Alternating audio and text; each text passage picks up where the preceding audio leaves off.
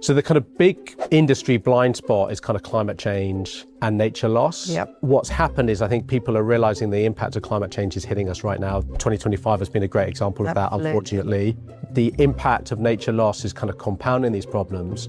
And when you look forward over the next 15 years, these start to have like a material risk to businesses. We know that by 2050, so 25 years from now, 1 in 4 homes will be flooded. Well, if that means 1 in 4 homes are going to be flooded, well, that means 1 in 4 substations. In fact, the government has said probably half of our roads and half of our railways will be flooded by 2025. It's quite scary, isn't it?